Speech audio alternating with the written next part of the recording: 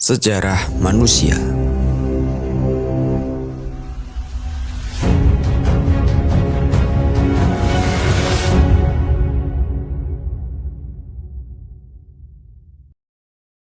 Kelak akan aku ciptakan makhluk yang lebih tinggi daripada gunung, lebih kuat daripada besi, lebih dalam daripada samudra, dan lebih sempurna daripada makhluk lainnya.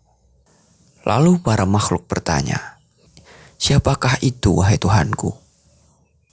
Dia adalah manusia.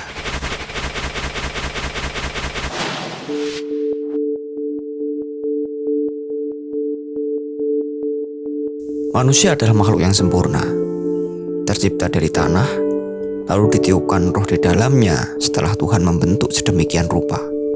Manusia memiliki sifat dasar, tempatnya salah dan tempatnya lupa.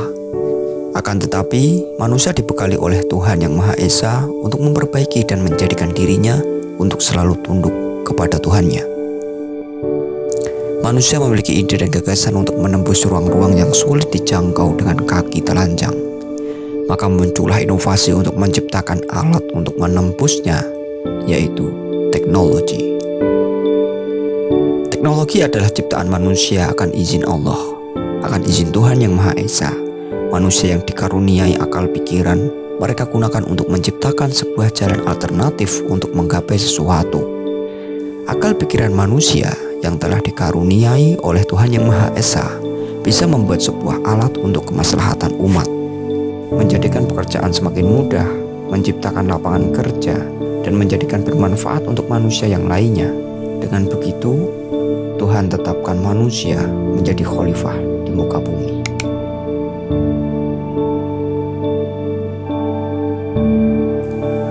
Penciptaan manusia memiliki 6 tahap untuk membentuk manusia seutuhnya. Seperti dalam hadis yang artinya, sesungguhnya Allah Subhanahu wa Ta'ala menciptakan Adam dari segenggam tanah. Digenggamnya dari semua jenis tanah, sehingga dari mereka ada yang berkulit merah, putih, hitam, antara putih dan hitam. Ada yang berbahagia, ada yang bersedih, ada yang buruk, ada yang baik, dan ada di antara keduanya. Hadis riwayat Abu Musa al-Asy'ari. Tahap pertama, setelah Allah menggenggam semua jenis tanah. Tahap kedua adalah tanah itu dicampuri air, atau sering kita sebut tanah liat, atau tanah yang lembek dan berair. Setelah tahap kedua selesai, yaitu tahap ketiga, Adam sudah menjadi tanah liat yang kuat dan kokoh dan sudah mengering setelah tahap sebelumnya. Tahap keempat adalah tahap di mana tanah menjadi warna hitam dan berbau tidak enak, berubah bentuk dan kering. Selanjutnya, tahap kelima adalah di mana sudah berpola dan berbentuk dan berbunyi ketika diketuk. Dan selanjutnya tahap yang keenam, inilah Adam sudah berbentuk, ditegakkan dan ditiupkan roh di dalamnya. Allah memerintahkan malaikat dan jin untuk sujud pada Adam. Hanya saja jin terlalu angkuh untuk mematuhi perintah Tuhannya dan sujud pada makhluk yang berbahan baku tanah itu. Allah berfirman, "Wa idh qala rabbuka lil malaikati inni khaliqum basyaram min salsalim min hama'im masnun fa idza sawaituhu wa nafakhtu fihi mir ruhi faq'u lahu sajidin." Artinya, dan ingatlah ketika Tuhanmu berfirman kepada para malaikat, "Sesungguhnya aku akan menciptakan seorang manusia dari tanah liat kering yang berasal dari lumpur hitam yang diberi bentuk. Maka apabila aku telah menyempurnakan kejadiannya dan telah meniupkan ke dalamnya roh ciptaanku, maka tunduklah kamu kepadanya dengan bersujud."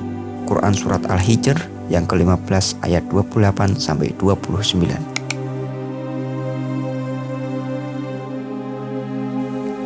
Ketika Allah menanyakan kepada langit, bumi, dan pegunungan, apakah mereka sanggup mengemban amanah untuk menjadi khalifah di muka bumi ini?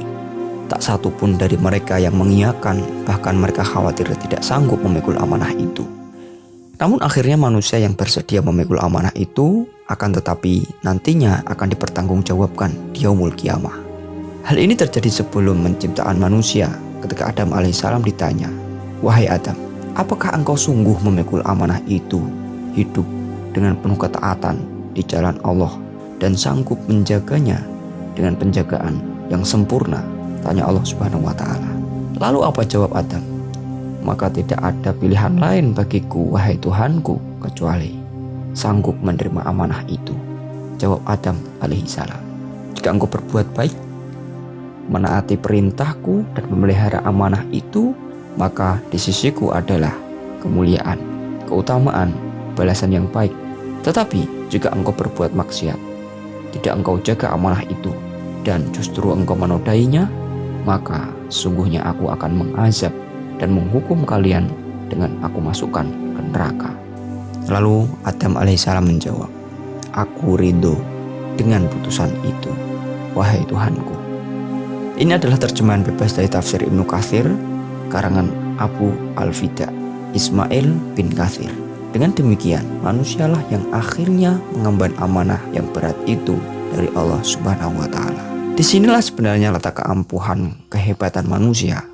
Manakala semua makhluk Tuhan tidak sanggup menerima amanah dari Tuhan karena khawatir tidak sanggup menjalankannya, justru manusia menerima itu dengan segala konsekuensinya. Ketika semua makhluk Tuhan menolak untuk dijadikan khalifah di muka bumi, manusia datang dengan siap dan berkata bahwa ia sanggup mengemban amanah itu.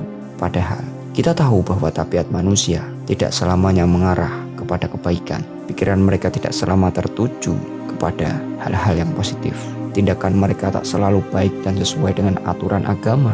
Terkadang ia sadar akan amanat dan tanggung jawab yang ia emban dengan selalu berbuat kebajikan. Namun, di sisi lain, ia melalaikan itu dengan berbuat maksiat yang justru menjauhkan dirinya dari amanah Tuhan yang Maha Esa. Hal ini merupakan sesuatu yang wajar, sebab manusia selain memiliki insting ilahiyah, juga mewarisi sifat bahimiyah atau sifatnya hewan, dan memiliki sifat syaitoniyah atau memiliki sifatnya setan. Sesuai dengan konsep iman yang dikembangkan oleh kaum salafiyah, bahwa al-imanu yazidu wa yanqus, yazidu bit-ta'ah wa yanqusu bil ma'siyah.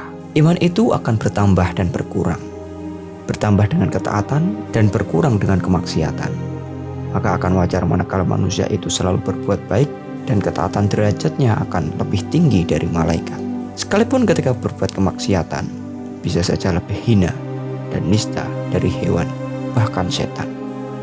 Di akhir surat Al-Ahzab ayat 72 di atas, Allah Subhanahu wa ta'ala berfirman bahwa sesungguhnya manusia itu sangatlah zalim dan bodoh. Hal ini karena kesediaan manusia menerima amanah Tuhan yang sesungguhnya begitu berat untuk dilaksanakan, sebab kita tahu akibatnya akan fatal. Andai saja manusia tidak bisa menjalankannya, yaitu akan disiksa di neraka.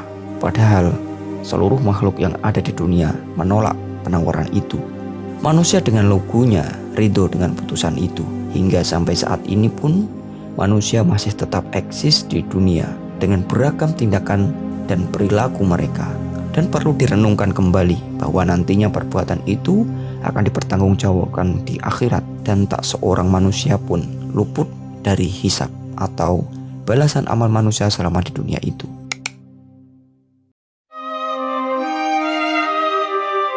Al-insanu mahulul khata' wa nisyan. Manusia tempatnya salah dan lupa. Manusia memiliki derajat atau makom di tengah-tengah malaikat, manusia, hewan. Ia di antara malaikat dan hewan. Jika ia baik, bisa seperti malaikat, bahkan melebihinya. Namun jika ia buruk, maka ia seperti hewan atau lebih rendah daripadanya, bahkan menyerupai iblis yang notabene selalu membangkang dengan perintah Allah, menyesatkan, menghasut, merusak, menjerumuskan ke dalam kemaksiatan. Lalu madorot yang menjauhkan diri dari sifat yang baik itu adalah bentuk iman ketika sedang menurun. Akan tetapi jika kebaikan yang sedang ia lakukan adalah bentuk iman sedang baik, maka sudah disebutkan di atas, iman itu seperti pasang surut air laut, kadang naik, kadang juga turun. Akan tetapi bentuk iman yang seperti itu tidaklah berarti bagi orang linwih, orang alim, orang yang sudah dekat dengan Allah, para walinya, para ulama, para orang-orang yang telah diridhoi oleh Allah Subhanahu wa ta'ala. Kekuatan iman yang tidak mudah goyah dengan godaan setan yang terkutuk, selalu mengingat kepada Tuhan yang Maha Agung dan tidak lepas dari perintah-perintahnya. Sumpah Allah dalam surat Al-Asr juga sudah disebutkan, demi masa, bahwa sungguhnya manusia itu berada dalam kerugian. kecuali orang-orang beriman yang mengerjakan kebajikan serta saling menasehati untuk kebenaran dan untuk saling menasehati untuk kesabaran. Dengan begitu, pengecualian ini dapat kita simpulkan bahwa orang-orang yang bertakwa kepada Tuhan Yang Maha Esa akan tetap menjadi orang-orang beruntung, tidak merugi. Bukan seperti mereka yang telah melakukan keburukan, menuruti hawa nafsunya, atau keburukan-keburukan yang ia lakukan. Maka dari itu, Ibnu Athaillah As-Sakandari berpesan, siapa yang tidak mendekat kepada Tuhan, Allah Subhanahu wa Ta'ala, padahal sudah dihadiahi berbagai kenikmatan, maka ia akan diseret atau didekatkan kepadanya dengan rantai cobaan. Terima kasih. Wassalamualaikum warahmatullahi wabarakatuh.